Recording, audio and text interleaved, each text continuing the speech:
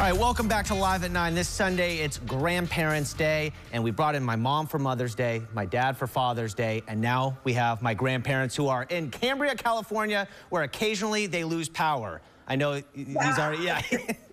Yeah, right. Living in ancient times in Cambria, California. But in all seriousness, Grandparents' Day, some people, may not always think about it, but I thought it was great that you guys brought it up because I want to bring you guys on.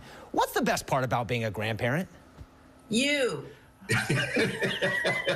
Yeah. Well, that's great. But you have a lot of grandkids. What's the best part of having all these grandkids and sharing it with them?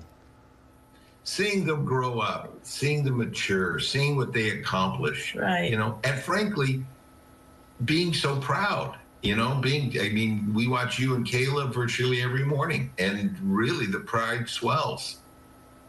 Grandma, right. For you, it looks like you're a little emotional there. Well, you were the first. I was there when you were born. I literally was in the room when I saw you born. So, it's everything. I remember when you were little, you couldn't even sit up, but I would watch you because your mom was working. It's the best. Yeah, I can barely sit up now, but that's because my body's breaking down already at 29 years old. How did you feel like you changed from when you were a parent to a grandparent? Because there's a lot of people that talk about when you become a grandparent, all of a sudden, things kind of change perspective-wise in the world. Did it feel that way for you a little bit at all? Not in the world, but I felt I was more patient as a grandparent. I think people say this all the time, that we get to play with you and do all these wonderful things with you, and then you go home,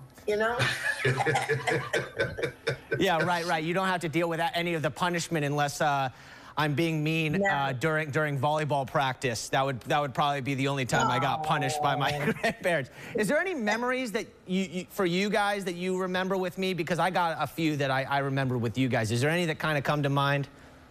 One of them comes to mind. I think about it quite often, actually, when you got up at my 70th birthday, was it? My 70th birthday party, and said, "Let me tell you why I don't love my grandmother. I don't love her because she comes and brings me food, and I don't love her because she does this." It was the cutest thing ever. I'm crying now thinking about it. It was a reverse. I remember seeing you play one of your first Little League baseball games. Oh, and pitch it. And you had told me before that, God, you wanted to pitch. And Grandma was scared to death that you would actually have to go out and pitch. But you did.